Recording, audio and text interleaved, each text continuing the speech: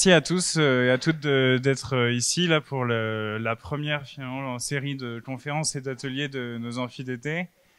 C'est d'autant plus courageux que vous êtes en masque tout comme nous et que la chaleur nous accable durant cet été. Mais vous allez voir, il y aura aussi la chaleur des idées qui va nous enthousiasmer ces jours à venir et aujourd'hui, et notamment maintenant. Donc, on est ravis d'accueillir Pierre Crétois, qui est maître de conférence en philosophie à l'Université de Bordeaux et auteur d'un livre à paraître bientôt, La part commune critique de la propriété privée, dont le titre ne fait pas mystère de l'objet. Il s'agit de produire une critique constructive de la propriété privée, et notamment à partir d'une discussion des théories républicaines, républicanistes. Et c'est bien l'enjeu qui est posé aujourd'hui par cet atelier, c'est-à-dire comment penser une critique de la propriété aujourd'hui, comment la penser également dans le cadre d'une refonte générale de nos institutions, car si nous nous y arrêtons un peu, au fond, la critique sociale dès le 19e siècle, les enjeux de pouvoir sont intimement liés à la question de la propriété. C'est-à-dire que le grand mouvement, le grand élan qui a accompagné le mouvement ouvrier au 19e siècle, c'est celui qui réclame l'appropriation collective des moyens de production. Et alors, on en a plein de déclinaisons, etc. Je vais pas... en plus, il s'agit d'une introduction. Mais c'est bien un enjeu et un marqueur très fort de la famille politique dans laquelle nous nous situons et dont nous sommes les héritiers ici. D'une part, mais d'autre part, cet enjeu-là est renouvelé profondément. Et c'est pourquoi il m'a semblé extrêmement intéressant d'inviter aujourd'hui Pierre à participer à nos universités d'été, à nos amphis. Il y a également un renouvellement profond de cette question à partir de la question écologique. Car il est certain qu'on ne peut pas consacrer une liberté absolue à la propriété privée dès lors que les biens communs qui sont les nôtres et parmi lesquels ceux qui servent et ceux qui peuvent permettre la reproduction de nos existences, au fond ceux qui nous entourent, nos milieux de vie, eh bien, s'ils sont appropriés par le privé, ils risquent d'être détruits si massivement que la vie humaine ne serait plus possible. Et c'est dans cette situation-là qu'une critique renouvelée de la propriété semble très intéressante, d'autant qu'elle permet d'affirmer un point très fort, qui est un point clé du programme de la France Insoumise, l'avenir en commun, c'est que la 6e République, le changement de République, la convocation d'une constituante, une nouvelle déclaration des droits, tous ces éléments ne sont pas des éléments de pure forme institutionnelle. Ils sont des éléments qui engagent l'ensemble des relations de pouvoir et parmi elles les relations économiques. C'est bien pourquoi penser avec la 6e République la question de la propriété nous semble extrêmement important et nous donnera des clés pour mener à bien, lors de la convocation de la constituante, eh bien, ce nouveau régime de propriété que nous appelons de nos vœux et que le sens critique et la grande compétence de Pierre va désormais nous expliquer et nous éclairer. Merci Pierre-Yves et merci à tous pour votre présence. Alors je suis ravi de venir vous faire une présentation qui est une proposition. Donc je vais commencer en fait d'un exemple qui semble absolument banal et qui est assez récent. Dans les Côtes d'Armor, un collectionneur avait piégé sa maison. Il avait pris soin d'y installer de nombreux panneaux de mise en garde à destination des intrus. Mais après un cambriolage, il a été condamné pour mise en danger de la vie d'autrui. En écoutant cette histoire, on peut légitimement avoir une réaction d'indignation. Pourquoi n'a-t-on pas le droit de faire ce que l'on veut chez soi? Et au nom de quoi la force publique peut-elle restreindre l'usage que l'on fait de ce qui nous appartient de plein droit ou de nous le protéger comme on l'entend? Puisqu'en fait, c'est bien ça dont il est question. Mon analyse tend à montrer que cette réaction d'indignation apparemment spontanée mérite d'être questionnée parce qu'elle est le symptôme de l'idéologie propriétaire. C'est-à-dire l'idée qu'on pourrait faire tout ce qu'on veut avec ce qui nous appartient. C'est chez nous, alors pourquoi pas mettre des pièges destinés à protéger notre collection très valeureuse, etc. Nous partageons souvent le sentiment faussement évident selon lequel nous pouvons faire absolument ce que nous voulons avec ce qui nous appartient. Mieux encore, le droit de propriété a été sacralisé par la Déclaration des droits de l'homme et du citoyen de 1789 et apparaît encore comme un élément indiscutable de l'ordre juridique moderne. Alors, il y a beaucoup d'exemples de ça, hein, notamment des décisions du Conseil constitutionnel qui censurent certaines dispositions de certaines lois, notamment la loi Florange anti-délocalisation, au nom du droit de propriété. Donc, c'est quelque chose qui reste prégnant. Et cette conception de la propriété privée comme un droit sacré, que nous pouvons appeler une conception absolutiste, n'a pas toujours eu cours. Il est possible de la dater de la période moderne. Même si l'on en trouve des formulations antérieures, on trouve la première complète sous la plume de John Locke dans le second traité du gouvernement civil de 1689. Cette conception de la propriété privée mérite d'être questionnée, dans la mesure où elle laisse croire que la propriété privée est un droit de se séparer des autres et du reste, de créer comme un isolat rien qu'à soi. Une telle conception occulte le fait essentiel qu'il y a toujours du commun dans le propre. Et au fond, s'il y a une thèse à retenir, il me semble, dans ma proposition, c'est qu'il y a toujours du commun dans le propre. Pire, en vertu d'un jeu d'exclusion mutuelle entre propre et commun, toute remise en cause de l'absolutisme propriétaire, au nom de la préservation de l'intérêt commun, est instantanément diabolisée et discréditée comme relevant du communisme ou du bolchevisme. Ça reste encore très vrai. C'est-à-dire que dès qu'on chercherait à minorer l'absolutisme propriétaire, à discuter ou à relativiser la propriété privée, on est tout de suite condamné, diabolisé. Et je pense que c'est évidemment une réaction tout à fait absurde qui est le symptôme d'une idéologie qui travaille la société et qui continue de la travailler. Tenter de remettre en cause la propriété privée est soit pris comme un doux idéalisme, soit comme un danger pour la liberté et la sûreté individuelle.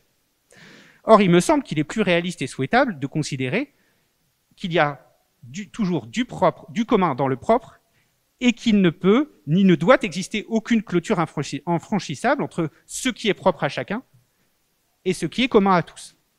Pour faire comprendre cette idée, je vous propose un rapide parcours. Alors évidemment, ce sera rapide, j'ai prévu une intervention suffisamment courte pour pouvoir discuter ensuite. Si des points restaient insuffisamment clairs, ce qui est possible, hein, parce que je vais être parfois allusif, on pourra en débattre ensuite. Je vous propose d'abord de faire l'anatomie du concept de propriété privée tel qu'il s'est imposé à nos représentations les plus communes. Alors, la propriété privée n'a pas toujours existé comme nous la connaissons aujourd'hui. Et ça, c'est le premier point important. Je ne vais pas rentrer dans le détail, mais on pourra y revenir si vous voulez. En tout cas, dans l'Ancien Régime, avec le droit féodal et le droit coutumier, n'existait pas, dans certaines régions de France, la possibilité de mettre en clôture les champs, par exemple, c'est-à-dire le droit d'exclure les autres, puisqu'il y avait des droits seigneuriaux et des droits des membres du village, des communautés villageoises sur les terrains, ce qui fait qu'on n'avait absolument pas le droit d'enclore le champ sans léser un ayant droit. Et alors donc, dans l'Ancien Régime jusqu'à aujourd'hui, le rapport juridique à l'appropriation, notamment du foncier, a bien changé. On est passé de l'impossibilité de clore les champs à l'introduction volontariste de la clôture. Alors évidemment, souvent on connaît assez bien ça, parce qu'à travers le terme anglais « enclosure », le phénomène des enclosures, c'est-à-dire la mise en clôture des champs, s'est imposé en Angleterre en particulier au XVIIe siècle, et en France, ça s'est fait dans la deuxième moitié du XVIIIe siècle. Il y a eu des édits royaux, enfin c'est très volontariste, c'est pas fait spontanément. Et notamment sous l'impulsion d'agronomes et d'économistes qui s'appelaient les physiocrates. Je ne vais pas rentrer dans ce détail-là, mais je le pose ici, et puis on pourra y revenir encore une fois. Cette affirmation du caractère absolument privé de la propriété et du fait que le propre exclut le commun, alors que ma thèse, c'est qu'il y a toujours du commun dans le propre, mais ce qui façonne la propriété privée, c'est vraiment l'idée selon laquelle le propre exclut le commun, et on trouve cette formulation explicitement sous la plume d'un juriste de la deuxième moitié du XVIIIe siècle, qui s'appelle Pothier. Cette idée, donc, s'est accompagnée d'un ensemble de représentations censées lui donner toute sa solidité.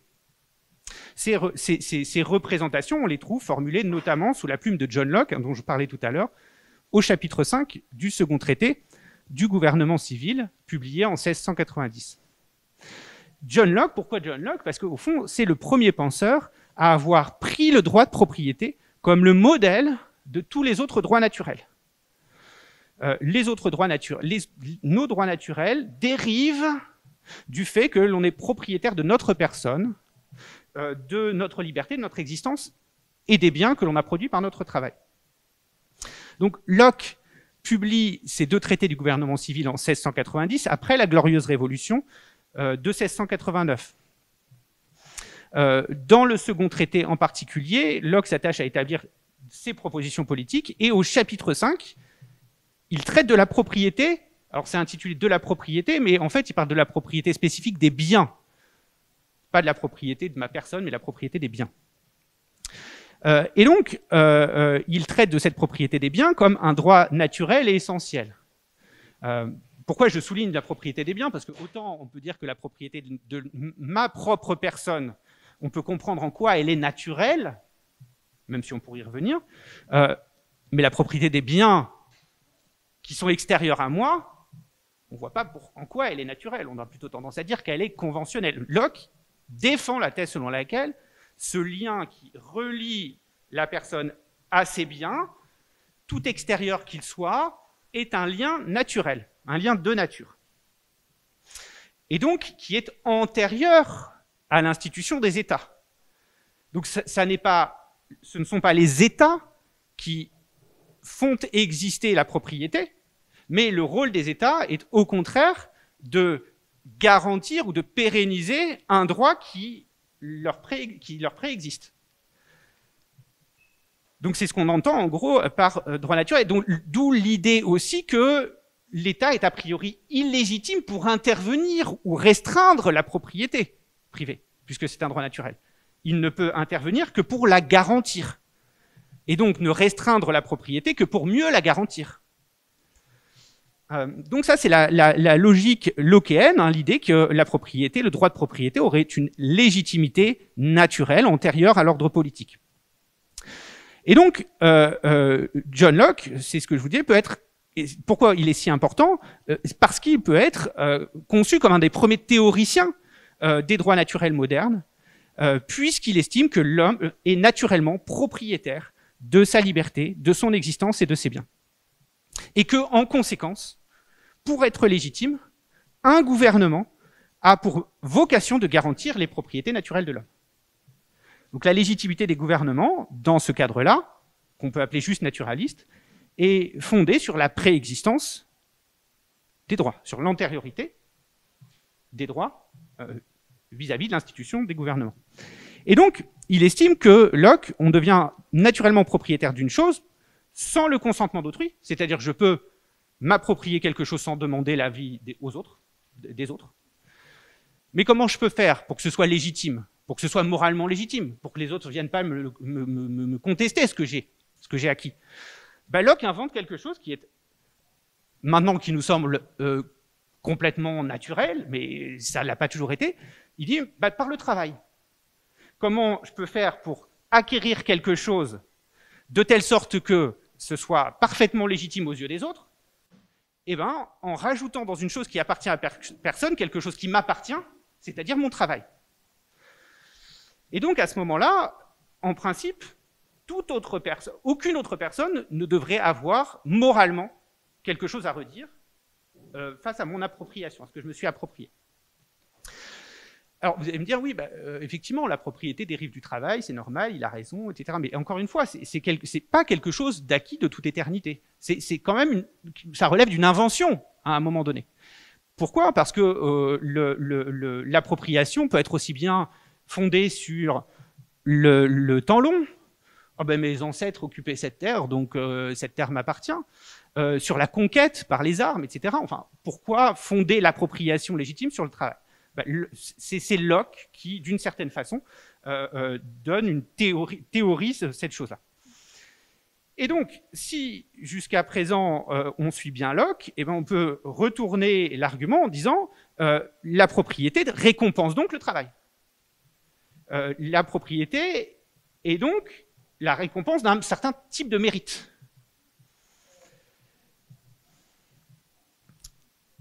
Et donc, le droit de propriété sous cette forme, que je vais détailler encore un peu après, a par la suite joué un rôle tout à fait déterminant dans l'histoire et la fondation de l'ordre juridique moderne. On le retrouve défendu comme un fondement essentiel de l'ordre économique chez les physiocrates, dont je parlais tout à l'heure, là aussi on pourra y revenir, qui ont été des économistes, les premiers économistes à avoir quasiment mathématisé, si vous voulez, la logique des échanges ou l'ordre des échanges, et qui auront l'oreille de la monarchie. Beaucoup de décrets seront inspirés par les physiocrates, et notamment des décrets en faveur de la liberté du commerce des grains en particulier. Ils ont inventé l'expression « laisser faire, laisser passer ». Et cette expression est directement dérivée de l'idée selon laquelle la propriété privée est un droit naturel qui ne peut subir aucun obstacle. Donc chacun fait ce qu'il veut avec ce qu'il a. On doit ôter les obstacles aux échanges. Pothier, dont je vous parlais tout à l'heure, fut le premier juriste à écrire un traité du domaine de propriété en 1771, et ces formulations inspirèrent les rédacteurs du Code civil de 1844, et notamment le fameux article 544, qui traite de la propriété privée, que je vous cite tout de suite. La propriété est le droit de jouir et de disposer des choses de la manière la plus absolue, pourvu qu'on n'en fasse pas un usage prohibé par les lois ou par les règlements. En 1789, l'article 17 de la Déclaration des droits de l'homme et du citoyen donne à la propriété ses lettres de noblesse, malgré les critiques que Robespierre adressa à cette rédaction. Sous le Directoire, la devise « Liberté, égalité, fraternité » devint « Liberté, égalité, propriété ». Et tout au long du XIXe siècle, les juristes tressent des couronnes privatistes, tressent des couronnes au droit de propriété. Aujourd'hui encore, c'est ce dont je vous parlais tout à l'heure rapidement, certaines dispositions de loi sont censurées par le Conseil constitutionnel en raison du droit de propriété. La loi sur les nationalisations de février 1982 ou plus récemment la loi de mars 2014, la loi Florange anti-délocalisation. On pourra revenir sur le détail de cette loi, de pourquoi elle a été censurée, parce que je trouve que ça vaut son pesant d'or. Et donc, à l'issue de ce parcours historique, nécessairement schématique, on peut analyser ainsi les croyances qui composent notre représentation du droit de propriété. Ce que j'appelle justement l'idéologie propriétaire. D'abord, la propriété est un droit naturel, c'est-à-dire un droit qui n'est pas une convention, qui ne résulte pas d'un accord politique, mais qui précède l'instauration des gouvernements, et donc pour la protection duquel les gouvernements sont instaurés. Deuxièmement, la propriété dérive du travail. Une propriété, pour être légitime, doit avoir été produite par le travail individuel. Et si ce que je dis fait écho à ce que vous croyez, c'est normal. A priori, c'est parce qu'on est tous façonnés par cette idéologie-là. Et donc, troisièmement, on mérite ce que l'on a, puisqu'on a acquis ce qu'on a acquis, on l'a acquis par notre travail, on en est légitime propriétaire, on le mérite. Quatrièmement, chacun fait ce qu'il veut avec ce qui lui appartient. Si on est absolu propriétaire des choses qu'on a produites par notre travail, alors on fait ce qu'on veut avec. Et cinquièmement, personne ne peut contester ou limiter l'usage que l'on fait de ce qui nous appartient, y compris l'État. Donc raison pour laquelle les gens se plaignent en permanence de l'impôt, etc. Alors il peut y avoir une manière de se plaindre de l'impôt qui est parfaitement légitime, qui porte sur le caractère juste ou injuste de la manière dont il pèse sur les individus. Mais certains contestent le principe même de l'impôt sur le revenu, parce qu'ils ne comprennent pas pourquoi on viendrait prélever d'autorité une partie de ce qu'ils ont produit par leur travail à la sueur de leur front. Donc on voit bien comment tous nous sommes façonnés de près ou de loin, parfois sans être très à l'aise avec, mais par cette idéologie propriétaire. Mais il me semble qu'il est assez facile de débusquer le caractère idéologique de ce droit de propriété sous une évidence qui s'avère trompeuse. Tout d'abord, considérer que le propriétaire dispose d'un contrôle absolu sur ce qui lui appartient conduit à de multiples impasses. Alors, on pourrait en faire une liste importante, mais je vais simplement m'arrêter sur un exemple, parmi tant d'autres. On peut penser notamment au cas assez connu des abus de droit qui montrent que le droit de propriété ne peut pas être un droit de tout faire avec ce qui nous appartient. Alors il y a un exemple qui date d'un cas qui a été jugé, qui date de 1910. C'est le cas qu'on appelle Clément Bayard. Clément Bayard et Coquerel sont voisins. Le premier pratique le ballon dirigeable. Il le range dans un garage situé sur son terrain. Coquerel, son voisin immédiat, est irrité d'avoir à subir les survols des engins volants de son voisin, et il érige donc sur son terrain une série de hauts piquets de bois. Et évidemment, le ballon du voisin se déchire un jour sur ces piquets. Clément Bayard, donc le propriétaire des dirigeables, saisit alors le juge afin d'être indemnisé. Mais on se demande, mais Coquerel a planté des piquets sur son terrain, il a bien le droit. Au nom de quoi on pourrait l'interdire, enfin Charbonnier est maître chez lui, au nom de quoi on pourrait lui interdire de mettre ce qu'il veut sur son terrain. Mais le juge a, dans ce cas, invoqué l'intention morale qui a conduit Coquerel à disposer ses piquets, non pas dans un usage normal de son bien, mais dans l'intention volontaire de nuire à son voisin.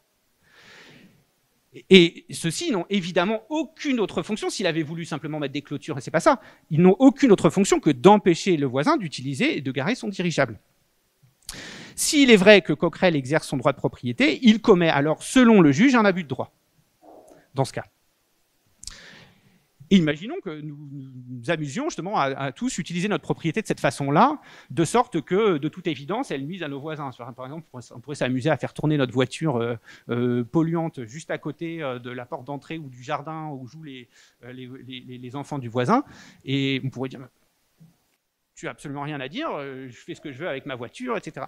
Ce serait complètement impossible. Donc le droit de propriété, conçu comme un contrôle absolu sur ce qui nous appartient, c'est-à-dire le droit de tout faire avec ce qui est à nous, est une absurdité. On ne pourrait pas vivre en société de cette façon-là. Pourtant, on y croit.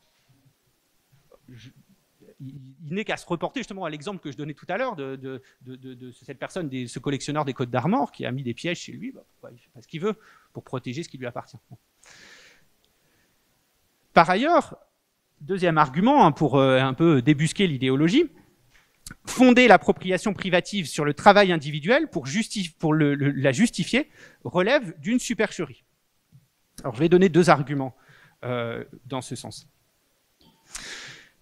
Pourquoi ne peut-on pas se considérer comme producteur absolu de ce que l'on produit par notre travail? Parce que d'abord, nous n'avons pas fabriqué les ressources naturelles que nous transformons par notre travail, alors même que nous ne pourrions rien produire sans elles. Nous ne sommes donc jamais complètement producteurs de ce que nous fabriquons par notre effort personnel.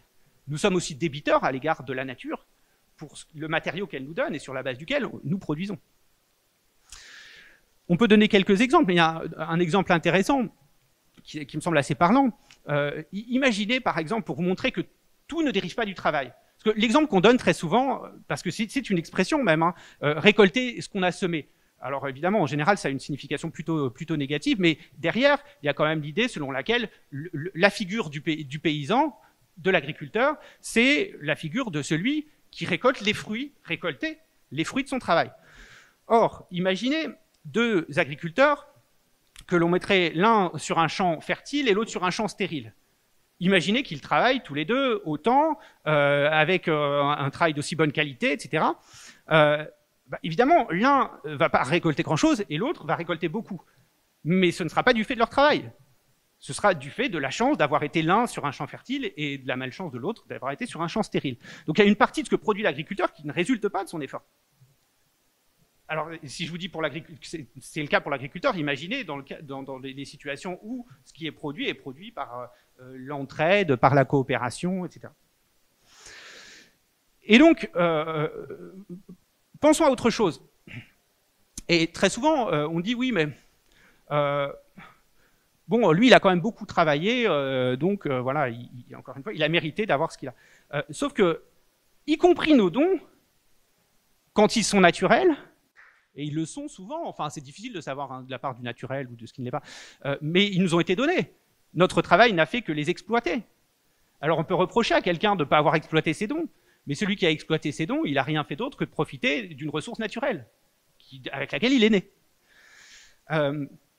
Et donc on voit bien que, au fond, il y a toujours des ressources naturelles que nous n'avons pas produites par notre travail qui participent à la genèse de ce que nous produisons. Si toute propriété légitime doit dériver du travail individuel, et que tout ce que nous travaillons contient des éléments qui nous ont été livrés par la nature, donc pas produits par nous, alors nous ne pouvons pas nous prétendre légitimes propriétaires de rien. Il y a dans ce que nous produisons toujours une part commune. C'est ce qui conduit certains théoriciens à exiger que chacun dédommage les autres pour les ressources naturelles dont il jouit sans les avoir produites. Alors, cette intuition-là a été développée depuis le 19e siècle par un théoricien américain qui s'appelle Henry George et a été très reprise par des gens qu'on appelle des libertariens de gauche. Je dis ça juste par allusion parce qu'on pourrait y revenir, mais parce que ça m'intéresse sur un point. Une certaine version du revenu universel s'appuie sur cette idée-là pour justifier une cotisation qu'on appelle souvent la land tax, c'est-à-dire une cotisation à concurrence de ce que valent les ressources naturelles qu'on exploite, sans contrepartie. Donc l'idée, ce serait, comme on exploite des ressources naturelles qui sont communes, eh ben, on doit payer dans un pot commun, à destination de tous les membres de l'humanité, une certaine somme, qui correspond à la valeur des ressources naturelles qu'on exploite, et qui servira ensuite à verser un revenu universel. Deuxième argument, donc le premier argument, c'est que dans tout ce qu'on produit, il y a des ressources naturelles. Et c'est très difficile de faire la part entre ce qui vient de notre travail uniquement et ce qui provient des ressources naturelles. Le deuxième argument est plutôt un argument social, et c'est l'idée selon laquelle il n'existe pas de self-made man, parce que très souvent aussi cette idée que un homme peut construire un empire par son effort, etc., par son seul et unique travail, cette idée-là jouit quand même d'une certaine force et fait que très souvent on se dit il est quand même méritant, il a quand même bien mérité. Et donc là aussi, nul ne peut prétendre avoir ce qu'il a et être ce qu'il est par son seul effort personnel. C'est une intuition qui a été développée par des penseurs qu'on appelle les solidaristes, qui ont participé à la fin du 19e siècle, en français, qui ont participé à justifier la redistribution et l'impôt sur le revenu. Alors là aussi, l'impôt sur le revenu, on se dit que ça existe de toute éternité, mais en fait, je crois que ça a été voté dans les années 1910, quelque chose comme ça. Et donc, à l'initiative notamment... Léon Bourgeois l'avait défendu, lui, en 1895, mais ça ne s'était pas passé, c'est d'ailleurs une des raisons pour lesquelles il a démissionné. Il était président du Conseil, donc équivalent de chef de gouvernement. Et donc, sa thèse, c'était que nul dans la société ne peut produire ce qu'il produit sans jouir de la coopération. Typiquement, y compris quand on travaille dans une entreprise et qu'on travaille d'arrache-pied, etc., on exploite des savoirs qui nous ont été transmis par nos ancêtres. Quand on travaille dans une entreprise, on ne peut produire que par une chaîne de coopération qui nous relie aux autres. Quand une entreprise fonctionne, elle ne fonctionne que parce qu'en face, il y a des clients. Et donc, là, à nouveau, une chaîne de coopération. Donc, on serait rien sans cette chaîne de coopération, on n'aurait rien sans cette chaîne de coopération qui nous relie à tous les autres et qui nous rend redevables à tous les autres. Bon, imaginez un milliardaire sur une île déserte, il n'y aurait rien. Il n'y aurait rien. Et donc, plus on est riche, au fond, plus on bénéficie des avantages de la coopération sociale et plus on est redevable à l'ensemble de la société. Puisque, encore une fois, l'idée, c'est que toutes les richesses dont on peut jouir au sein d'une société ne sont possibles que par une chaîne de coopération qui nous relie aux autres, à la fois aux générations passées et aux générations actuelles. Alors, Léon Bourgeois parle assez peu des générations futures, ce qui n'est pas le cas d'un autre auteur solidariste qui s'appelle Fouillet. Et donc, en ce sens, plus nous bénéficions des avantages de ce legs continu, c'est-à-dire du legs que la société nous fait, plus nous sommes redevables à l'ensemble de la société de ce qu'elle nous a permis de devenir. Je vais vous donner un exemple qui est parlant justement de ce que produit le collectif, qui montre que le collectif produit quelque chose de plus que ce que la somme des individus, des travaux individuels. Et c'est un exemple développé par Proudhon dans Qu'est-ce que la propriété ?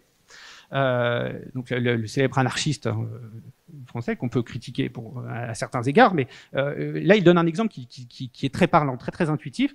Il parle de l'obélisque de Luxor, quand Napoléon a ramené l'obélisque en France. Il raconte que 100 grenadiers sont parvenus à ériger cet obélisque en une journée. Et Proudhon nous dit, s'il est vrai que ce que produit le collectif est la somme des travaux individuels, alors faisons travailler un grenadier pendant 100 jours et voyons ce que ça donne. Évidemment, ce grenadier en 100 jours n'érigera jamais une obélisque. Ce qui montre bien que le collectif produit quelque chose de plus que la somme des travaux individuels. Et que donc, chaque individu, dans son travail, est en fait redevable à la chaîne de coopération qui le relie aux autres, et qui fait que tous, nous sommes capables de produire bien plus que ce que chacun isolément peut faire.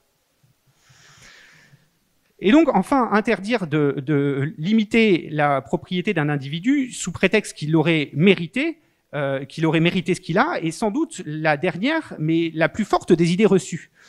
En réalité, l'économie de marché n'est pas du tout organisée pour récompenser le mérite.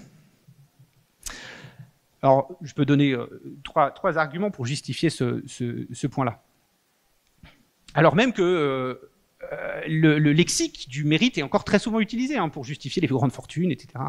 Ou pour justifier, au contraire, que certains soient au chômage. Il y en a qui sont méritants, puis il y en a d'autres qui sont des tirs au flanc ou je ne sais quoi.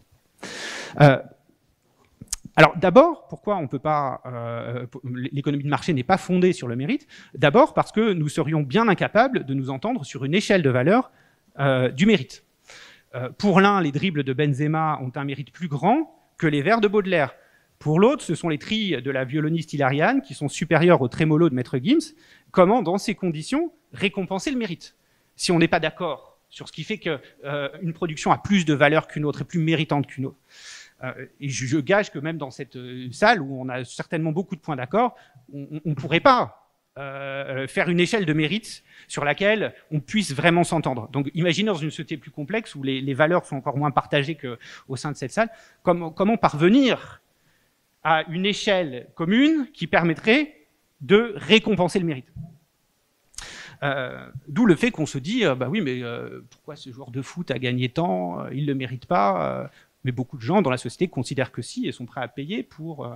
et donc voilà, ça crée des querelles et ça fait qu'au bout du compte, on se dit toujours que ce que l'un obtient n'est pas le fait du mérite. Ensuite, parce que l'économie de marché est comme un jeu où se mêlent respect des règles et hasard, de telle sorte que chacun peut dire qu'il a acquis ce qu'il a acquis sans voler personne, à partir du moment où il a respecté les règles de l'échange, sans tromperie, mais il ne peut pas dire qu'il mérite ce qu'il a. Typiquement, prenons justement le cas, c'est un exemple donné par un philosophe libertarien qui s'appelle Nozick, avec lequel je ne suis pas du tout d'accord, mais l'exemple est intéressant. Imaginez qu'un grand joueur de basket, pour lui à son époque, c'était dans les années 70, c'était Wilt Chamberlain, imaginez qu'un grand joueur de basket organise un grand gala, et il fixe les places, il y a 10 000 places, il les fixe à un prix assez élevé, disons $100, et imaginons qu'il n'y ait pas d'intermédiaire et qu'il empoche tout, pour 1 heure. Alors on pourrait dire oui, mais c'est excessivement cher à cette époque-là, $100, c'est quand même assez monstrueux. Mais en fait, très rapidement, la salle est comble, et donc on se trouve dans une situation où les gens ont bien voulu donner $100, ils trouvent que c'est le bon prix. Pour aller voir leur star préférée. Et donc voilà que Wilt Chamberlain empoche pour 1 heure de gala $100 fois 10 000, ce qui fait $1 million. Et donc, vous me corrigerez si je me trompe, parce que je suis pas fort en maths. Et donc, on se dit, mais qu'est-ce qui se passe? Il n'a pas mérité, c'est juste quelqu'un qui tape la balle, etc. Mais d'un autre côté, il n'a pas volé ce qu'il a donné. Et au contraire, prélever une partie de son gain, ce serait presque voler ses fans, qui ont bien voulu donner cet argent à Wilt Chamberlain et pas à quelqu'un d'autre. Et donc, on voit bien, c'est pas une question de mérite, c'est une question de règle de l'échange. Il a légitimement obtenu ce qu'il a obtenu sans voler personne. Et donc, c'est comme ça que fonctionne l'économie de marché. Il ne faut pas y chercher là-dedans, il ne faut pas chercher du mérite. Il n'y a pas de mérite. Et enfin, parce que dans ce que nous parvenons à obtenir, beaucoup de choses sont indépendantes de nos choix et de notre travail. Par exemple, nous héritons d'un gros patrimoine ou d'énormes dettes. Nous avons eu la chance de rencontrer quelqu'un qui nous a ouvert des portes, ou au contraire, nous avons toujours trouvé porte close. Et donc, ou bien encore, nous avons eu la chance de trouver un filon d'or sous notre jardin. Alors bien qu'en France, les mines soient une situation particulière, mais mettons aux États-Unis, nous avons eu la chance de trouver un filon d'or dans notre jardin, ou bien au contraire, nous avons beau retourner à terre, nous n'avons trouvé que du sable. Où est ici le mérite? Et donc tout ceci, alors puisqu'on a remis en cause le fait que la propriété pouvait être un contrôle absolu sur les choses, On a vu qu'on ne peut pas construire de société sur cette base-là. Puisqu'on a montré que la propriété ne peut pas dériver du travail, au sens où, dans tout ce que l'on produit par notre travail, se mélange des ressources naturelles, de ce que nous devons à la coopération sociale, etc. Et troisièmement, la notion même de mérite est contestable. On doit forcément remettre en cause l'idéologie propriétaire, et ceci nous pousse à repenser les règles qui président à la propriété. On considère souvent que la propriété est une condition de la liberté individuelle. En effet, dans un pays où n'importe qui pourrait vous prendre ce qui vous appartient, ou bien où l'État pourrait vous exproprier de façon arbitraire, vous pourriez avoir le sentiment légitime d'être soumis à une forme d'oppression, mettant en cause votre liberté, ou au moins celle de faire ce que vous voulez avec ce qui vous appartient. Le problème est que, à l'inverse, quand chacun fait ce qu'il veut avec ce qu'il a, sans limite, il peut en résulter des situations de domination et d'injustice, comme celle dénoncée par Marx, où le capitaliste propriétaire des moyens de production soumet la volonté du travailleur et exploite sa force de travail. En outre, la propriété censée être dérivée du travail permet aussi le non-travail par les différents systèmes de rente. Cela est paradoxal et montre que la propriété privée peut menacer la liberté, autant que la garantir. L'essentiel face à cela est de repenser les formes de propriété comme des réalités collectives. D'abord, le droit de propriété n'est pas un droit naturel. C'est une convention qui ne peut être regardée comme légitime que si elle est exercée dans des conditions collectivement négociées et acceptées. La propriété ne peut pas être un droit au sens plein, sans une forme de contrat social par lequel les non-propriétaires s'engagent à ne pas attenter à ce qui appartient aux autres. Ça, c'est un point important parce qu'en règle générale, quand on décrit la propriété, juridiquement, on la décrit comme une relation directe entre un propriétaire et ses biens. Et on voit pas que en fait, c'est une relation pas à deux termes, propriétaire-propriété, mais à trois termes. Propriétaire-propriété et les tiers, tous les autres qui acceptent de ne pas rentrer, puisqu'en plus, il y a des panneaux partout, propriété privée, défense d'entrée, donc ça s'adresse à une troisième personne. Donc en fait, c'est une relation à trois termes, la propriété. Mais au nom de quoi, ces gens-là qui ont demandé de ne pas attenter ou de ne pas pénétrer sur une propriété privée, au nom de quoi ils le font? Parce qu'ils trouvent que la propriété est exercée de façon légitime, dans des formes qui leur conviennent. Et donc, la propriété, pour être un plein droit, doit être fondée sur un contrat social, par lequel tout le monde est d'accord pour respecter la propriété ou les formes de propriété dans certains cadres précis donnés. Ce qui suppose évidemment une régulation de l'économie. Alors ça fait bien peur aujourd'hui quand on évoque ça, mais c'est une condition nécessaire de la légitimité de la propriété. Et donc, c'est l'intuition défendue par Rousseau, notamment au chapitre 9 du livre 1 du contrat social, et c'est ce qui explique que pour Robespierre, très inspiré de Rousseau, la propriété n'est pas un droit naturel de l'individu comme les autres, mais que c'est la part des biens qui nous est garantie par la loi. Il est donc non seulement légitime, mais moralement nécessaire de soumettre la distribution des ressources à des règles communément établies ou à un contrat social, plutôt que de laisser faire le marché où chacun croit pouvoir faire absolument ce qu'il veut avec ce qui lui appartient. On pourrait même évoquer une forme de copossession des choses, qui n'exclurait pas que chacun puisse être détenteur de droits pleins et entiers sur les choses. Mais ces droits individuels sur les choses devraient cohabiter avec ceux dont le voisinage, l'État ou autres pourraient également revendiquer afin d'articuler harmonieusement les besoins individuels avec les intérêts collectifs. Mais cela suppose de battre en brèche la croyance selon laquelle la propriété privée est le droit absolu des propriétaires, que le propriétaire exerce sur ces choses. En réalité, nous ne pouvons jamais être propriétaires des choses mêmes, mais nous exerçons sur elles certains droits limités et articulés avec d'autres droits qui peuvent également être coexercés sur elles. Le charbonnier n'est pas maître absolu chez lui, il doit admettre qu'il existe des intérêts de propriété aussi légitimes que les siens sur ce qui lui appartient. Alors, on pourrait dire, mais oui, mais enfin, c'est déjà comme ça que les choses fonctionnent, etc. Parce que j'ai bien conscience que là, le propos est abstrait, mais je l'illustre tout de suite. C'est déjà comme ça que fonctionne le droit. Alors oui, c'est comme ça que fonctionne le droit, c'est clair. Simplement, le droit est toujours, comment dire, est un instrument utilisé avec derrière une certaine forme d'idéologie. Mais effectivement, dans le droit, on vous explique que, par exemple, il y a des règlements d'urbanisme qui vous empêchent de repeindre votre façade dans un lieu, dans un quartier protégé de la couleur que vous le souhaitez, de mettre des fenêtres en PVC alors que vous aimeriez bien. ça veut dire quoi? En fait, on pourrait l'interpréter autrement que de dire oui, c'est une contrainte qui s'impose à moi, propriétaire absolu. Parce qu'en fait, en général, on le prend comme ça. On dit, mais au nom de quoi on vient restreindre l'usage que je fais de mon bien? Mais en fait, c'est juste que l'État s'est réservé des droits.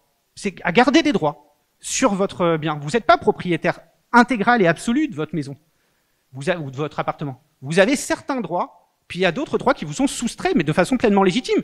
Et si ces droits ne vous étaient pas soustraits, l'exercice que vous feriez de votre propriété ne serait absolument pas légitime aux yeux des autres, aux yeux du voisinage, aux yeux des touristes qui viennent passer dans la ville et qui veulent pas voir une maison bariolée.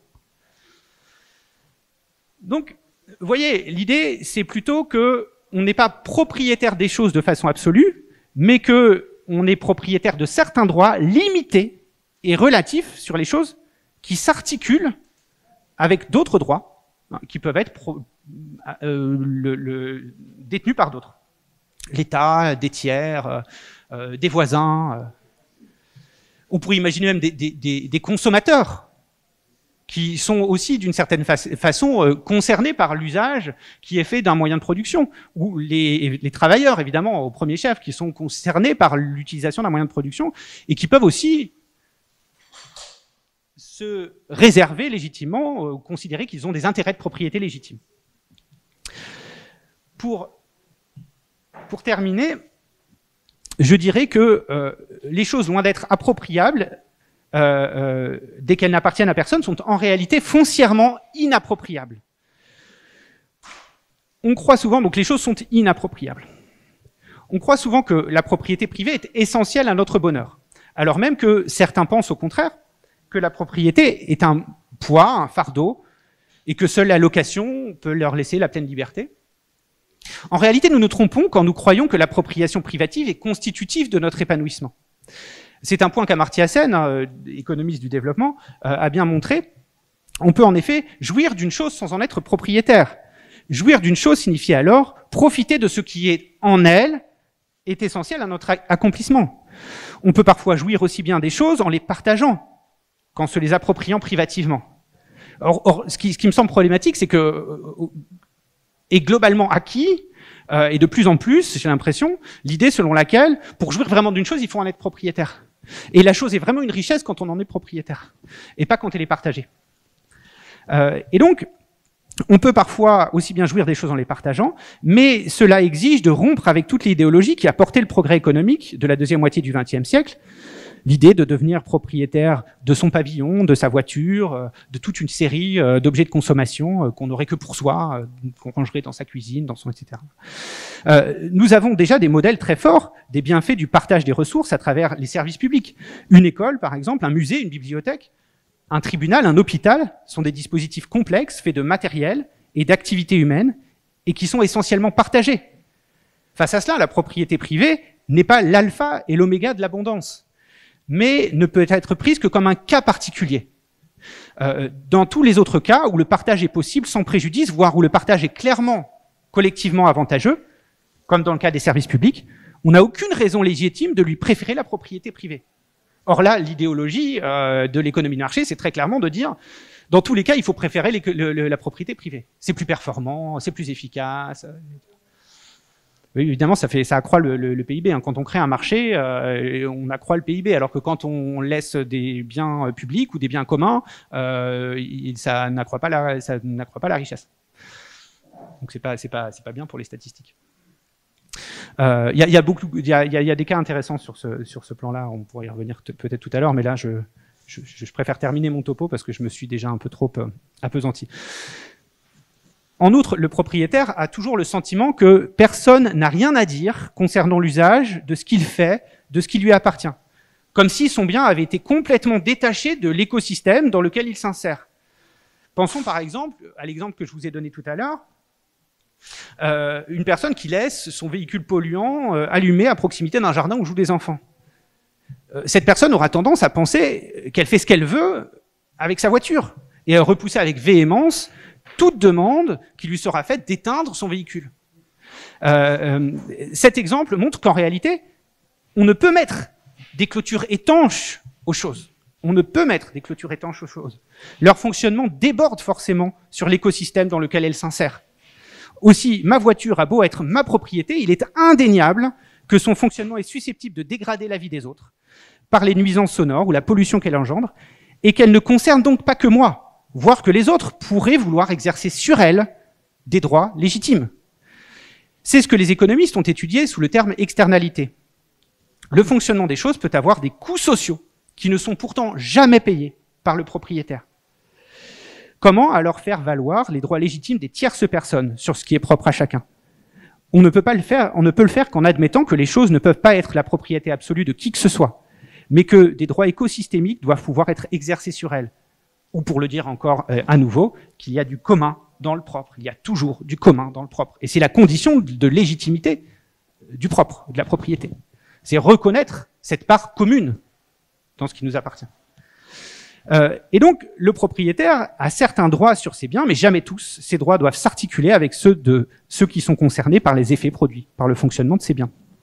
In fine, et pour conclure, les choses ne doivent pas tant être considérées comme des objets séparables des autres, mais comme des lieux au sein desquels nous sommes hébergés de façon transitoire et que nous partageons avec les autres.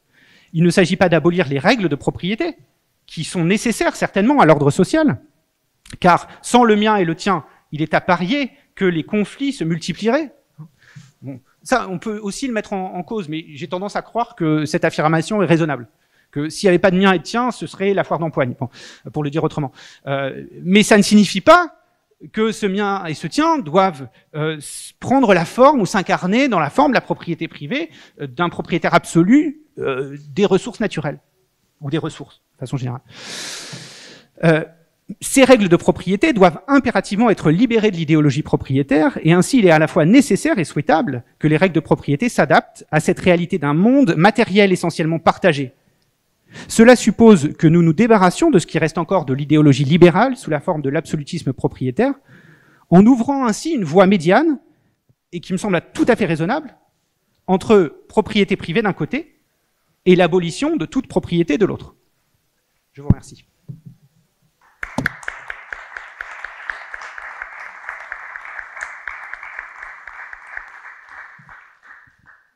Ben, merci beaucoup Pierre pour cette présentation très intéressante et qui, je crois, peut donner beaucoup d'éléments à notre réflexion commune et à nos perspectives politiques.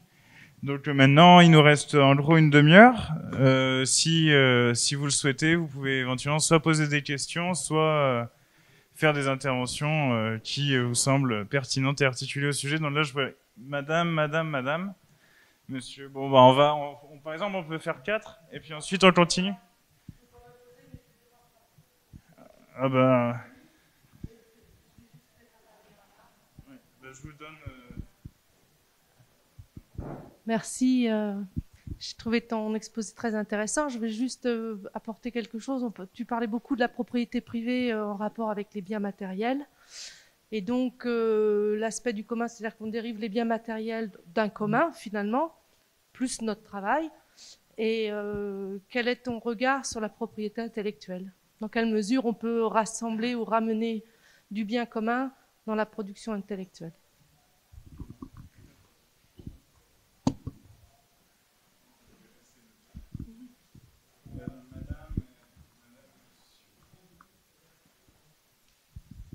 Ok, alors moi je voudrais te poser une question. J'ai vu que ton livre allait bientôt paraître. Si on suit un peu ce que tu as exposé, normalement, tu vas toucher des droits d'auteur et tu devrais les partager avec les autres, y compris les gens qui sont présents ici, puisqu'en fait, ta propriété, même intellectuelle, ne t'appartient pas, puisqu'elle est le résultat éventuellement de la génétique qui a permis que tu aies une forme d'intelligence qui te permette de pondre quelque chose d'éventuellement intéressant, et que par-dessus le marché, c'est aussi un travail qui correspond à tout ce que tu as pu apprendre grâce à des enseignants, grâce à aussi une idéologie que tu as abondamment critiquée, ce que je peux comprendre. Mais moi, ce que j'aimerais surtout entendre, c'est quelle idéologie, puisqu'il s'agit toujours d'idéologie, est proposée en échange de ça.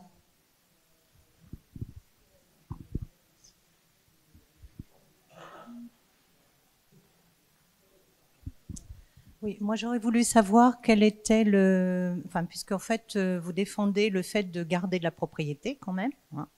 Et les actionnaires là-dedans qui ont la propriété absolue et ils l'exercent effectivement, on va le voir notamment à la rentrée avec les licenciements en masse qui étaient déjà prévus avant la Covid-19. En fait, comment est-ce qu'on articule ça, hein? Et puis par ailleurs, la cotisation sociale est déjà un bien commun qui a montré que, au travers de l'investissement, notamment sur tout ce qui est réseau de santé, nous n'avions pas besoin des banques et nous n'avions pas besoin du profit des banques, parce que quand on se croit propriétaire aussi, il me semble que bien souvent les gens sont propriétaires après les banques, hein, parce que rares sont ceux qui n'ont pas de prêt. Alors je voudrais savoir quelle est la position de maintien de la propriété et de l'actionnariat. Alors une dernière question, et ensuite on fera un deuxième tour. Une question au commentaire. Je suis habitué, dans ma vieille école, à travailler sur des thèmes en essayant de définir les concepts qu'on utilise. Et je me posais la question en vous écoutant, et c'était fort intéressant ce que vous disiez, mais qu'est-ce que c'est que la propriété? Oui, la propriété, qu'est-ce que c'est? Est-ce que c'est pas une sorte de convention qui n'a d'existence que par l'usage qu'on en fait?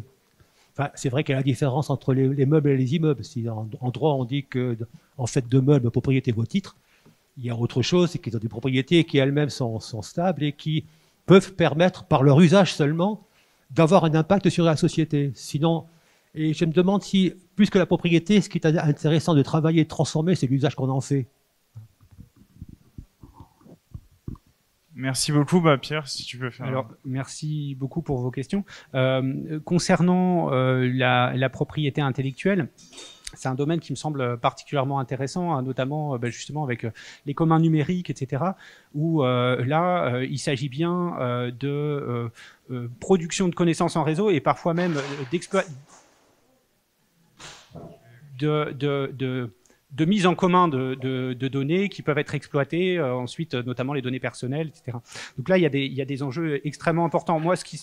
Pour moi, il s'agissait dans cet exposé de critiquer, et ça fera écho avec d'autres questions, l'idéologie propriétaire. Et en fait, je pense que les droits intellectuels permettent assez bien de critiquer l'idéologie de la propriété privée, au sens où il y a toujours eu des partages, en fait, des droits multiples, ça c'est intéressant, notamment dans les droits de rediffusion. Il y a des droits à plusieurs échelles, on a appris à se les partager, à se les distribuer, et donc on n'est plus dans de la propriété privée qui ressemble à celle des ressources matérielles. Elles sont limitées dans le temps, etc. Et du coup, ça fait un type de propriété qui me semble extrêmement intéressant et porteur si on appliquait le modèle, par exemple, aux choses, aux ressources matérielles. Donc moi, je trouve ça vraiment intéressant, et surtout ce qui se passe justement à travers le numérique, les questions de neutralité du web, mais ce qui suppose encore une fois qu'on reprenne le contrôle collectivement et politiquement de la façon dont s'organisent les droits de propriété. Donc voilà, je sais que la réponse n'est pas entièrement satisfaisante, parce que je reste sur ma ligne qui était critique de la propriété privée. Mais effectivement, moi, ça me semble être un enjeu important. Il y a beaucoup de recherches sur ces questions. Pour répondre à votre question incisive, l'idée c'est que au fond, quelle idéologie je propose, enfin, quelle alternative je propose. L'alternative, c'est simplement la thèse selon laquelle les droits de propriété tels qu'ils sont distribués doivent pouvoir faire l'objet d'une discussion collective et ne pas être soustrait à la discussion au nœud du fait que ce seraient des droits naturels. Donc moi, si on me disait sur mes droits d'auteur maigres, mais qui seront quand même réels, hein, enfin je m'en cache pas, en fait, la partie que tu empoches est trop importante par rapport à la qualité du travail que tu as fourni, parce qu'il y a des lois qui déterminent les prélèvements sur les droits d'auteur, etc., et qu'on a augmenté, je sais pas, les charges sur les droits d'auteur, je l'accepterai. Enfin, je considère pas que tout ce qui résulte de la mise en commerce d'une chose qui est en partie mon travail, en partie le travail de l'éditeur, etc., que ce soit sacré. Je pense que c'est l'objet d'une discussion collective. Et ça doit être l'objet d'une discussion collective. Et après, sur les règles de justice qui peuvent encadrer la distribution des biens et la manière dont peuvent se distribuer les biens, il y a beaucoup de pistes. Moi, j'aime bien la piste de John Rawls, mais là, j'ai pas le temps de la développer. Il y a des choses vraiment intéressantes. Mais effectivement, je comprends ce que vous voulez dire. Moi, il s'agit pas, d'ailleurs, j'ai bien dit, il s'agit de contester l'idéologie propriétaire du fait des rigidités qu'elle impose, mais il s'agit pas de contester le fait qu'il est nécessaire qu'il y ait de la propriété. Hein, à partir du moment où on comprend la propriété comme propriété sur des droits relatifs sur les choses. Alors j'ai peut-être oublié une question, ce que vous disiez tout de suite était, ou ce que tu disais était intéressant sur cette question justement la définition de la propriété. Alors si j'ai oublié une question, parce que je crois que j'en ai oublié une, vous me le dites s'il fait chaud et ça commence à peser. Et donc, c'est une question intéressante. Moi, je l'ai défini, la propriété, mais ce que je comprends dans ta remarque, c'est que, au fond, tu dis, oui, ce qui compte, c'est pas une espèce d'image qu'on se fait du droit, mais c'est l'usage. Et d'ailleurs, le droit ne fait que formaliser des usages. Bon. Là-dessus, on est d'accord. Moi, je suis très d'accord, parce que ce dont j'ai parlé, c'est pas du droit de propriété tel qu'il est inscrit dans les textes, mais de l'idéologie propriétaire qui structure la société, qui structure l'usage des choses, qui structure parfois des décisions juridiques au niveau du Conseil constitutionnel, qui structure parfois les présupposés des décisions des juges, qui structure aussi la pratique des notaires. Et donc, c'est pas réductible entièrement au texte, parce qu'évidemment, dans le texte, je suis d'accord, il y a énormément de cas particuliers. Justement, la question des mines. Alors, la propriété est censée emporter le dessus et le dessous. Mais ouais, enfin, le dessous, mais pas les mines. En cas de problème, de question de police, par exemple, si je creuse pour faire des fouilles chez moi et que ça affaiblit le mur de mon voisin, j'ai pas le droit de le faire. Enfin, donc, évidemment, dans le droit, c'est déjà inscrit comme ça. Mais alors, j'ai qu'une chose à dire, mais pourquoi, dans la Déclaration des droits de l'homme, c'est pas inscrit autrement? Pourquoi, dans nos têtes, c'est pas inscrit autrement? En fait, c'est ça ma question. Et parce que je pense que dans cette anthropologie propriétaire qui nous anime tous un peu, plus ou moins, se niche à la fois des erreurs, des rigidités, et qui nous empêchent de passer au monde d'après. Voilà, c'est tout ce que je veux dire. Donc effectivement, je suis d'accord avec vous. J'aurais pu faire un travail de juriste, mais c'est pas ce que je fais. Je me cantonne au travail de philosophe en m'appuyant parfois sur des textes de loi, etc. En ne parlant que de cette image et de cette anthropologie propriétaire qui anime nos sociétés. Ah oui, sur les actionnaires, pardon. Oui, c'est excessivement intéressant. Oui, alors du coup, sur la question qui porte sur les actionnaires. Là, il y a toute une histoire extrêmement intéressante parce que depuis l'émergence de ce qu'on a appelé les sociétés anonymes, on a dissocié progressivement, dans le droit en tout cas, la propriété des capitaux et le contrôle. Puisqu'il y a d'un côté les actionnaires qui sont propriétaires des capitaux et puis d'un autre côté des PDG, une équipe de direction qui est nommée par les actionnaires.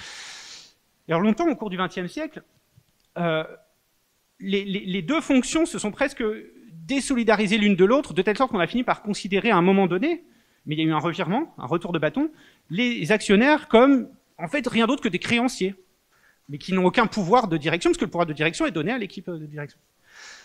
Et en fait, ce retour de bâton s'est fait dans les années 70, avec notamment ce qu'on appelait la théorie de l'agence, etc., où les actionnaires ont voulu reprendre la main, retrouver leur rôle de propriétaire plein et entier, c'est-à-dire pas simplement des créanciers qui ont apporté de l'argent, ou des investisseurs qui ont apporté de l'argent, mais des gens qui contrôlent l'entreprise.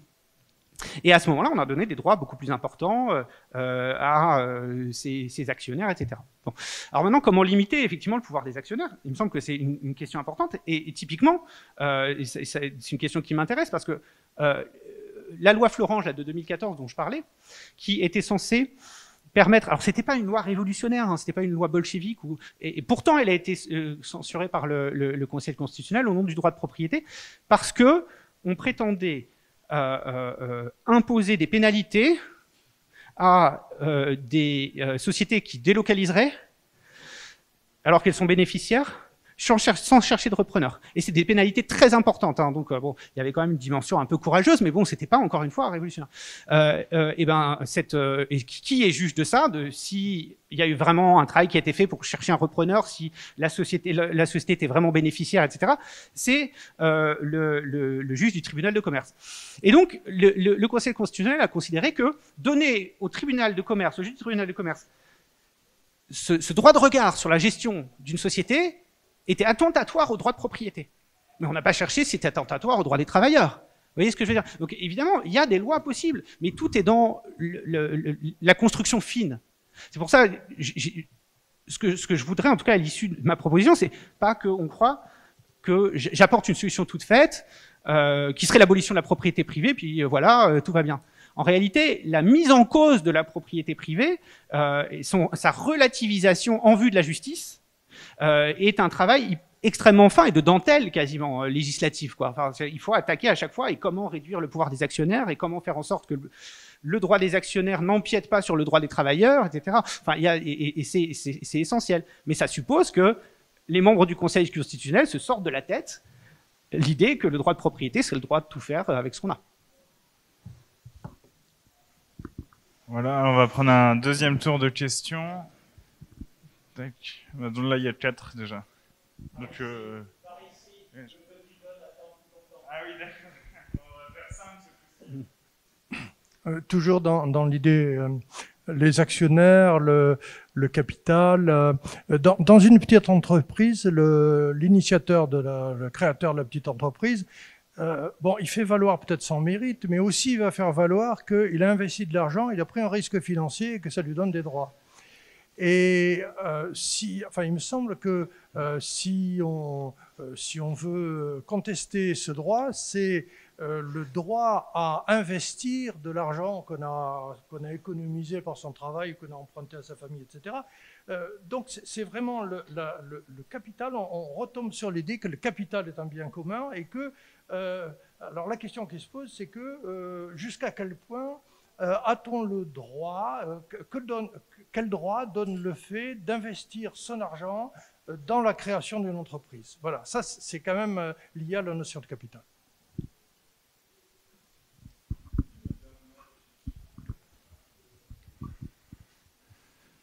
Oui, juste une remarque sur le droit de la propriété tel qu'il existe actuellement, avec une aberration fondamentale qui est redondante. Par exemple, si vous possédez un foncier qui est pollué et que vous le revendez, systématiquement la dépollution est à charge de l'acquéreur, ce qui montre quelque chose de relativement aberrant et abscon. Et principalement aussi si le vendeur s'appelle Total ou Fina ou je ne sais quel chimiste à la mode. Donc ça, c'est une première chose sur la notion de propriété. Deuxièmement, vous parlez d'une autre façon d'appréhender la propriété. Je rappelle quand même qu'au niveau du foncier, il existe des lois napoléoniennes qui s'appellent les baux amphithéotiques et qui donnent juste une jouissance de la chose pendant une durée maximale de 99 ans. Ce qui serait tout à fait approprié à notre époque, puisque dans 99 ans, qui peut encore revenir vers le propriétaire pour savoir qui est le propriétaire et qui sont ses ayants droit. Même si on est dans une société de technologie avancée, je pense qu'il y a une dilution d'informations qui est intéressante sur ce sujet-là. Et ça existe déjà. Donc, dans ce pays, on a capacité toujours de réinventer les choses qui existent déjà. Et ça existe déjà depuis Napoléon. Et pourquoi on n'en a pas l'usage? Parce que l'ordre des notaires est contre, et que toute la machine derrière qui reçoit des droits de mutation, des droits de donation, des droits de machin et des droits de ceci complètement abscons, ils en profitent largement. Voilà.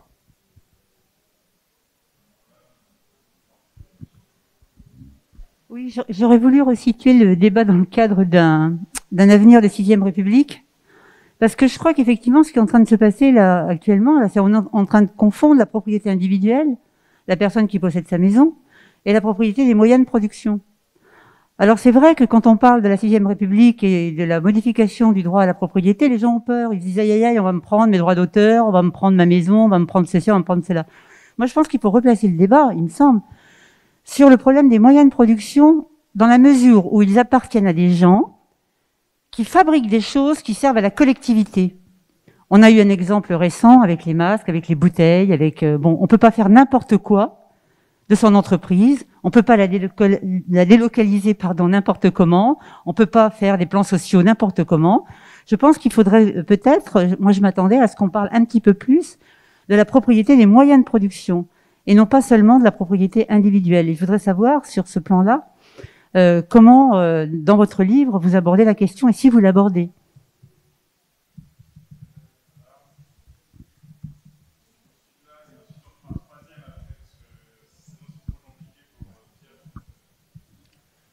Ouais, alors en plus, moi je voulais parler complètement d'autre chose en fait, dans le sens où moi je pense que la propriété peut être intéressante, et si on parle beaucoup de l'immobilier ou des actionnaires, c'est parce qu'ils gèrent l'argent de nos quotidiens, et je pense que c'est ça surtout qui fait qu'on en parle plus que le reste. Maintenant, moi il y a des droits de propriété qui me dérangent, notamment sur l'eau, qui devrait être un bien commun, je suppose, enfin bref, voilà, mais aussi sur le vivant.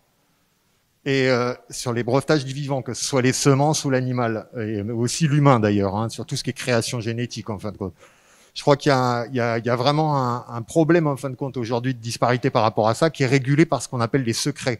Donc que ce soit le secret industriel et le secret des affaires, mais aussi le secret bancaire tout simplement. Je crois qu'aujourd'hui ces bases de sociétés-là où en fin de compte au nom de l'argent on a le droit de se cacher, c'est une base de propriété qui détruit en fin de compte, et que si on arrive à enlever ça, ce qui rendrait de la transparence à la société, je pense que on arriverait à casser plein de choses, parce que sur le secret des affaires, la propriété du business qui se passe entre les gens, de qui travaille avec qui et pour combien, le secret des affaires casse la propriété commune en fin de compte et la transparence de qu'est-ce qui se passe au niveau de l'argent et de la circulation des biens. Le secret industriel, c'est la propriété d'usage en fin de compte, mais ça peut aller de la génétique à l'eau en passant par tout ce qui est immobilier, et tout ça, et le secret, et la construction des peintures, la construction des matériaux, le secret industriel protège justement tout ce qui sont, entre guillemets, aujourd'hui ici, je crois, dans le camp adverse en tout cas, et le secret des bancaires, on le voit bien, c'est des milliards qui partent tous les ans. Et que tout ça, c'est de la propriété en fin de compte. Et d'être propriétaire des secrets, pour moi, c'est la base du problème qu'on a dans notre société. C'est le secret. Moi, je pense qu'on peut mettre des pansements autant qu'on veut, mais que le vrai problème de la propriété aujourd'hui, c'est de la cacher en fait. Et donc, voilà, j'aimerais avoir un retour là-dessus, quoi. D'ailleurs, souvent, les maisons des très très riches, elles sont un peu loin des routes, hein, on les voit pas bien. Petite.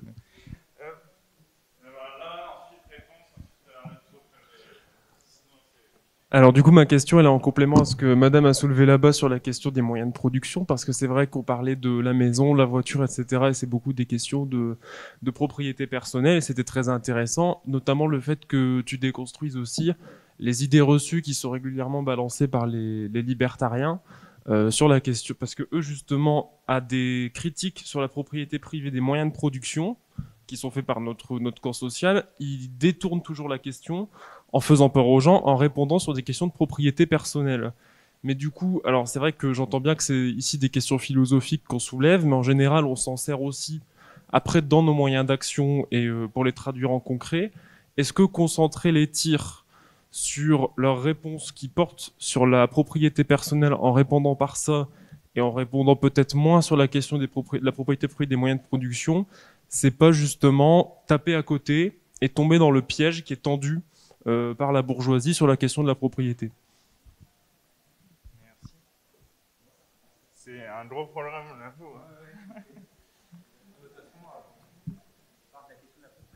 Je reprends le micro. Pour répondre à votre question, quel droit peut légitimement revendiquer l'investisseur? Je trouve que c'est une question importante et que, en fait, ma réponse est extrêmement simple. Le simple fait qu'on puisse se poser cette question me semble légitime, alors même que le dogme de la propriété privée tend à l'interdire. Au sens où l'investisseur, il fait ce qu'il veut ensuite, il investit où il veut, aux conditions qu'il souhaite, etc. Et donc, mon point de vue à moi, mais qui est forcément un point de vue relativement évident, mais sur lequel il faut combattre, me semble-t-il, c'est que la propriété n'est légitime qu'en tant qu'elle est une convention fondée sur un consensus collectif. Et donc, ce sont des questions qui doivent légitimement être débattues, qui sont en partie débattues, mais toujours limitées par le sacro-saint droit de propriété. À un moment donné, on dit « Ah !» Et c'est ça qui est problématique. On ne devrait pas pouvoir le faire sans que ça menace la liberté de quiconque. C'est l'exercice collectif et démocratique de la liberté commune qui fonde la légitimité de la propriété, que ce soit des capitaux ou de n'importe quoi d'autre.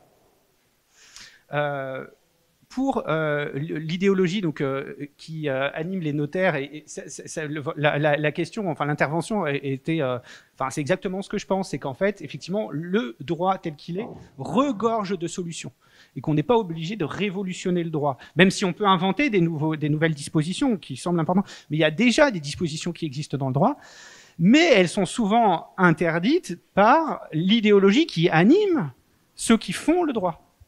les notaires, les juges, les avocats, etc. Donc c'est pour ça que c'est une question de représentation, c'est pas qu'une question d'instrument juridique. Et c'est un peu l'intention que j'avais en venant parler là, c'est de dire en fait il n'y a aucune raison de dresser devant une politique volontariste le totem du droit de propriété. Et donc, qui réduit évidemment aussi le pouvoir de la démocratie. Concernant la propriété des moyens de production, alors je me doutais que la question viendrait parce que en fait c'est une question qui est assez récurrente et néanmoins pertinente, clairement pertinente. C'est au fond pourquoi pour répondre simplement, je considère que la propriété des moyens de production est un cas particulier, ce qui fait de moi quelqu'un qui n'est pas orthodoxe, marxiste orthodoxe, hein, ça c'est clair. Moi je me réfère plutôt au Marx des manuscrits de 44 que au Marx du Capital, et de ce qu'on en fait les mouvements politiques. Parce que et pourquoi c'est pas un piège, parce que je réponds aux deux en même temps. Et pourquoi c'est pas, j'ai pas l'impression, mais peut-être que je me trompe. Hein, loin de moi l'idée de me prétendre infaillible. Hein, peut-être que je me fourvoie totalement, mais j'ai l'impression que les questions de propriété personnelle ne sont pas si secondaires que ça dans la représentation qu'on se fait de la propriété du capital, et qu'il faut attaquer le problème à la racine. Pas dire oui, mais sur ma maison ça va, mais pas sur. Mais par contre, je suis d'accord avec vous sur le fait que à chaque fois qu'on veut limiter la liberté de la propriété sur le capital, ou de la propriété, ce qu'on pourrait appeler la liberté de la propriété des moyens de production, ou qu'on veut faire des lois sur l'héritage, à chaque fois, on nous balance la maison de mémé, ou de papy, ou de... on a bien le droit d'en hériter. Donc effectivement, je suis d'accord pour dire qu'au fond, la propriété, on fait jaillir la propriété personnelle devant les yeux des gens pour dire oh non, il est absolument illégitime de toucher à la. Donc ça, c'est vrai que c'est un dispositif argumentatif et qui me semble être une véritable tromperie et très bien utilisé par ceux qui veulent éviter absolument les lois sur les gros patrimoines, etc.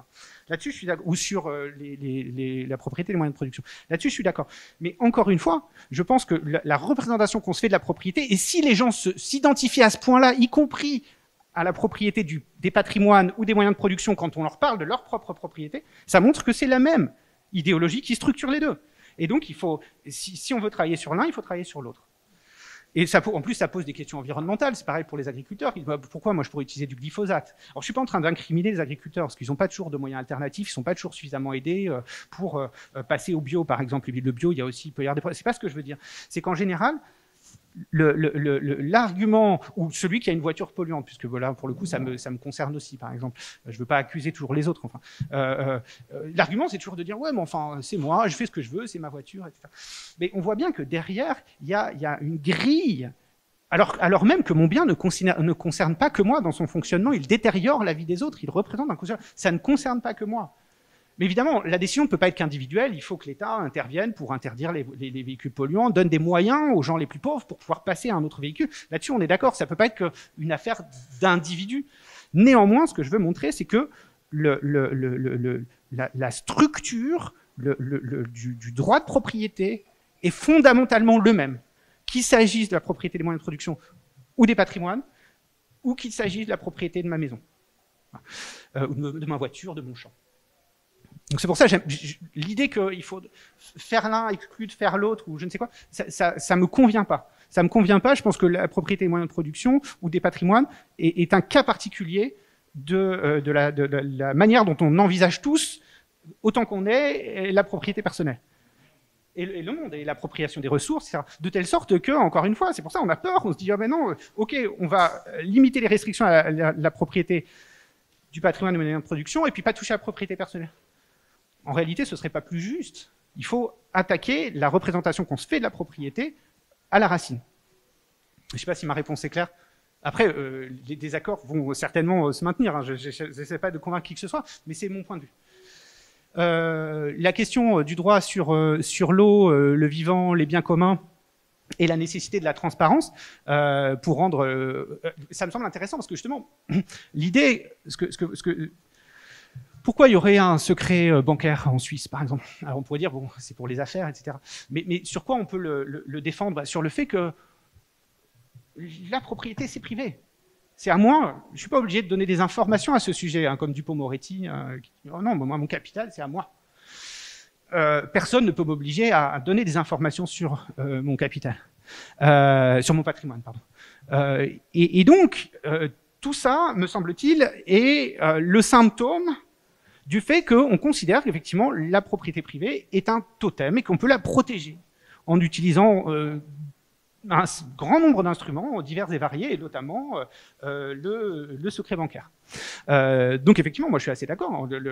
On voit bien qu'il y a quelque chose de radical dans la contestation de la propriété privée ou de l'absolutisme propriétaire, et que ça mérite d'être questionné dans tous les cas de figure, et y compris dans le cas du secret bancaire, en vue d'une plus grande transparence, ce qui donnerait à la démocratie, ce qui rendrait à la société en tout cas un pouvoir de décider ce qu'on fait des ressources qui sont en partie communes.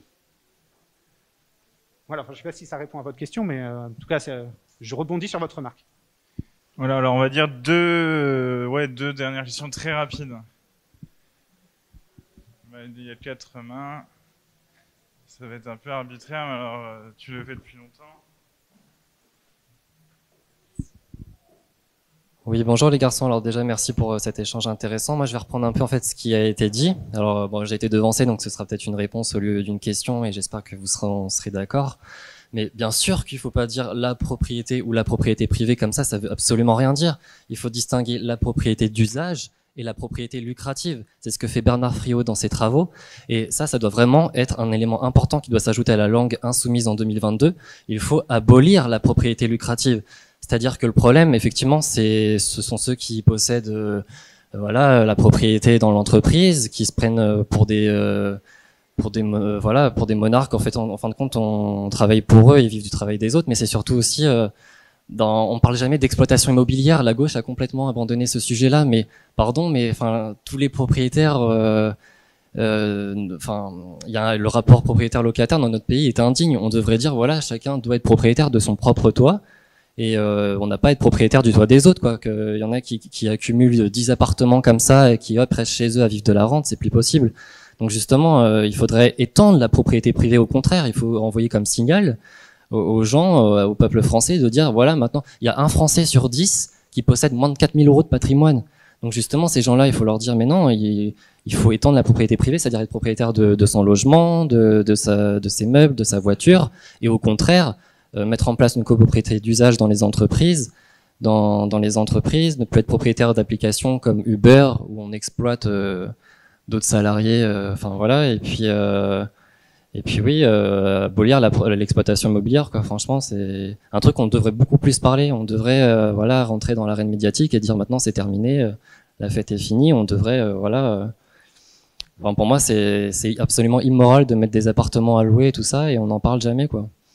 On devrait beaucoup plus en parler. Et juste pour reprendre une petite parenthèse tout à l'heure, Jacques Testard disait que les idées appartiennent à ceux qui s'en emparent. C'était pour répondre à la propriété intellectuelle qui, pour moi, oui, est très dangereuse. Et non, la propriété intellectuelle n'existe pas, quoi. Alors voilà, merci beaucoup. Alors, une dernière remarque. Déjà, merci beaucoup pour cette présentation.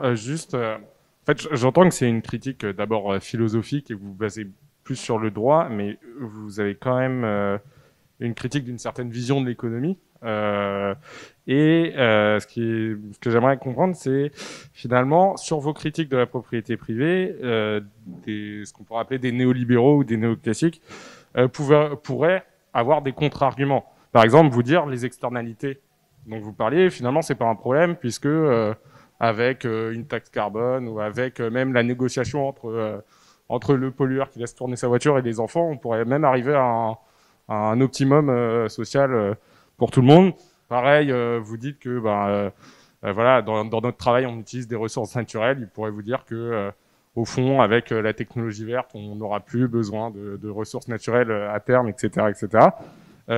Donc voilà, comment parce que finalement, vous créez des brèches dans cette vision de l'économie, mais il y aura, je pense qu'il y aura réponse de leur part. Donc du coup, voilà, comment répondre aux contre-arguments.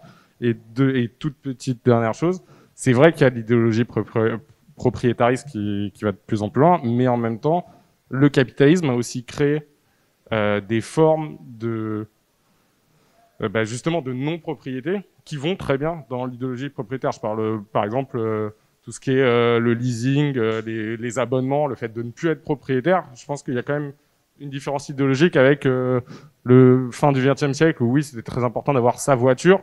Aujourd'hui, c'est mieux d'avoir une nouvelle voiture en leasing tous les 2 ans. Enfin, donc voilà, il n'y a pas que l'approfondissement du propriétarisme. Ouais, très rapidement. Alors concernant les thèses de Friot, une partie converge, mais je suis pas d'accord avec Friot fondamentalement. Mais même si je suis d'accord sur la question de l'allocation, etc. Mais enfin, ce serait trop long d'expliquer, mais c'est complètement, enfin, il conteste pas la propriété en fait. Il se donne pas les instruments philosophiques ou juridiques de le faire. Mais c'est très intelligent ce qu'il fait par ailleurs. Hein, je veux dire, c'est très légitime, ça peut donner lieu à des débats. Et du coup, c'est important que vous ayez pris la parole pour défendre cette idée-là. Mais c'est pas du tout, voilà. Enfin, il y a long derrière, donc j'ai pas le temps là, je veux pas. Mais c'est intéressant, c'est vraiment très intéressant. Je suis juste pas d'accord sur la question, les questions économiques. Mais oui, évidemment. Mais moi, c'est ça qui m'amuse un peu, c'est de répondre justement aux économistes. Notamment, là, vous faites référence à Coase sur les questions de négociation sur un marché des droits à polluer. Alors, je vais très vite parce que ça peut être technique. Une solution. C'est de dire d'attribuer aux gens, par exemple, un droit à bénéficier d'un environnement non pollué. Ça leur donnerait un pouvoir de négociation. On pourrait imaginer ça, ou même ça interdirait complètement, ou ça donnerait un contrôle, en tout cas démocratique, sur la pollution. Ce qui fait que, au fond, dans une perspective gaussienne, hein, la négociation des droits à polluer, ce qui fait que ça peut peuvent en résulter des situations d'injustice, c'est qu'en face, les personnes polluées ont rarement les moyens d'entrer en négociation, par exemple, je sais pas moi, avec un grand aéroport, etc., pour obtenir qu'ils cessent de polluer. Mais ils pourraient le faire si on leur donnait un droit à jouir d'un environnement non pollué. Donc ça, c'est des solutions qui peuvent exister. Donc là encore, et ça suppose de l'inventivité. Et en fait, vraiment, il faut sortir des gros cadres. Oui, propriété, on va la maintenir, mais sans analyser ce que signifie propriété, comment la relativiser, comment la travailler, comment la malaxer, à travers, à chaque fois, il me semble, des mesures législatives très précises, très fines. Et voilà, encore une fois, c'est de la dentelle, quoi. Et donc, ce que vous dites aussi hein, sur le fait que les formes de non-propriété, hein, que ce soit le leasing, que ce soit les Vélib, que ce soit, etc., toute l'économie du partage qui a été théorisée, l'économie des fonctionnalités dans les années 80, pour justement dégager du profit, évidemment. Mais ce que j'analyse là-dedans, ce que Rifkin a fait, mais Rifkin lui-même est ambivalent, c'est l'idée que le fait que les gens soient de plus en plus, les générations qui viennent sont de plus en plus consommateurs d'expériences, de moins en moins consommateurs de choses, est quand même un espoir. Voilà. Même si effectivement, la question c'est comment éviter que ce soit un nouveau secteur de profit. Voilà. Mais je trouve qu'il y a là un espoir. Donc moi, je trouve pas forcément qu'une société où tout le monde serait propriétaire est souhaitable, au sens ancien de propriété. Voilà. Parfait. Bah, merci beaucoup. C'était vraiment très intéressant, les échanges également.